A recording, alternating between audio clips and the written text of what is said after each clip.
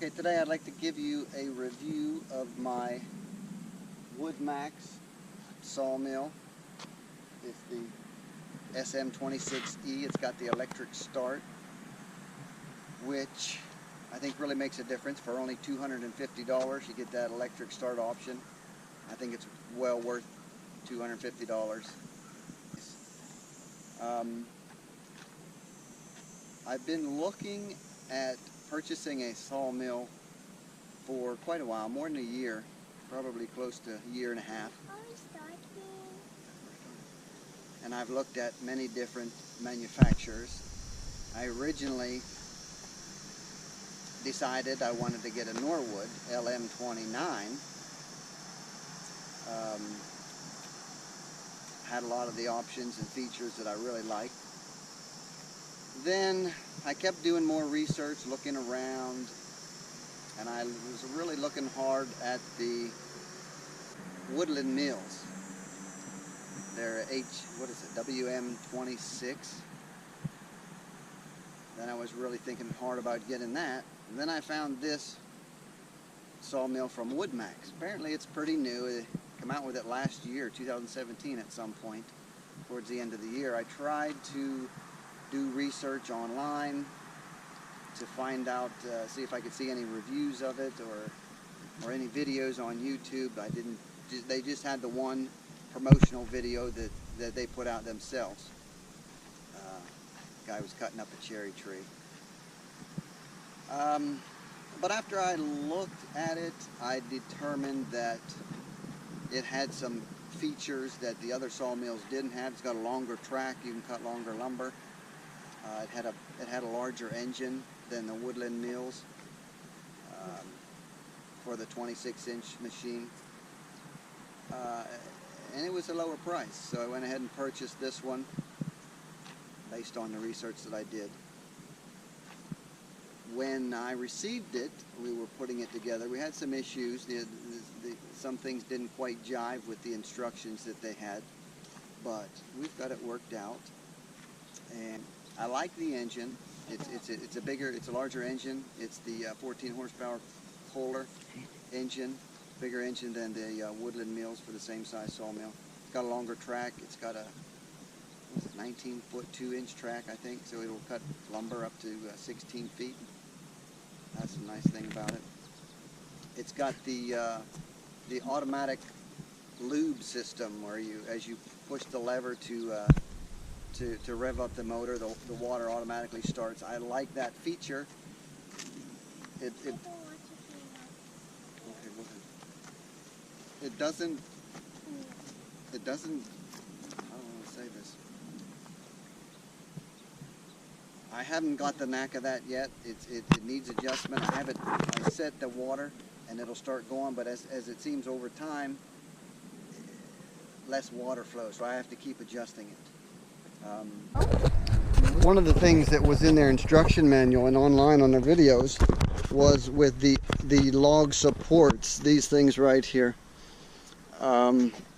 It showed on their instruction manual shows it's got 2 bolts here that are adjustments, so you can move this back and forth to adjust your square, so you're square to the bunks. And as you can see, it's not on any one of these.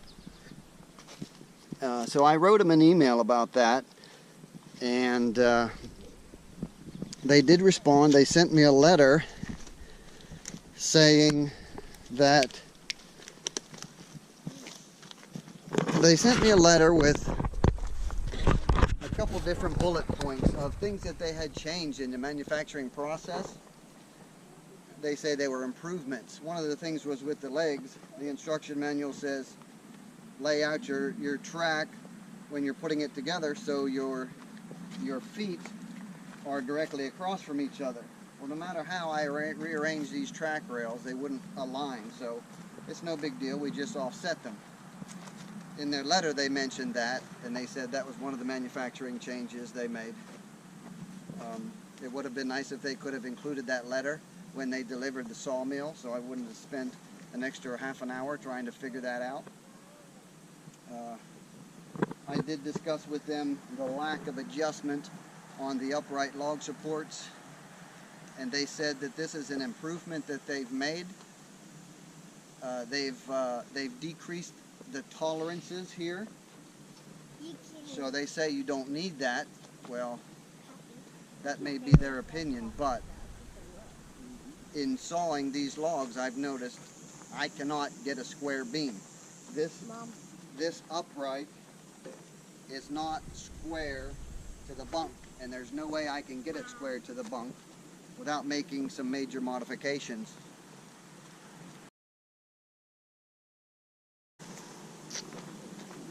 One of the other things that I'm not so keen about after getting the sawmill is the adjustment on the saw head.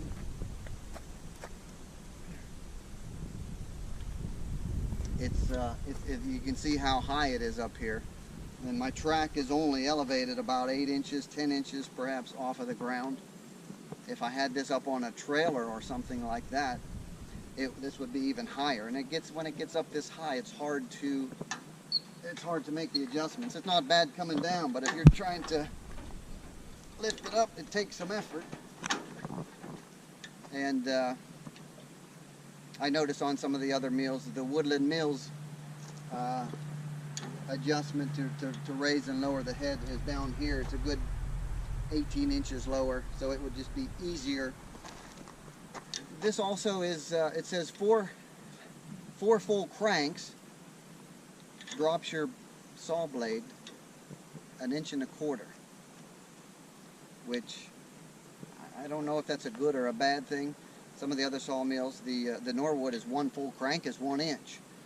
Some of the other ones are 4 turns equals 1 inch, 1/4 inch per turn. That makes more sense. To make 4 turns for 1.25 inches is a little bit odd, but I've gotten used to it. Oh, this is another change that they made. This used to be, it had a handle out and you could just crank it like this. They say they've made this chain so you can grab it on both sides and put the torque to it. I don't like it so much. It seems to take more energy and more effort to crank it down. This doesn't have to be super tight. I know some of the other sawmills have like a cam lock that would be much quicker, and it'd be nice to see that if they could make something like that for this. We talked about this. One of the other, I don't know. I have not used any other sawmill, so I don't know how they work. But this crank seems kind of stiff, and I don't know if it's just supposed to be stiff or if they're all like that. I'm not sure if there's anything you can lube. One other thing that I did notice on the bunks, a lot of the other sawmills can cut to within 1 inch of the bunk. This one, this saw head will not go down that low. I've got it to go down about 1.5 inches, 1 5/8. But then, you know, I've got a board at the bottom that's 1 inch and 5/8 or whatever. What do I do with that? I can obviously cut it thinner if I stick another board underneath it and go through all that hassle, but it would be nice to go if it were cut to within 1 inch of the bunk also. So a lot of these things are, I wouldn't say they're major. The big thing for me is not being able to cut a square beam. At this point, I don't see myself using any large beams like this, but if I did need a beam like this, there's no way I could get a square cut without drilling. I could drill those support brackets and put adjustment bolts in myself, but I shouldn't have to do that because that's what this sawmill showed online and their instruction book before I purchased it. I was disappointed when I got it and it didn't have that adjustment. That's the major disappointment for me.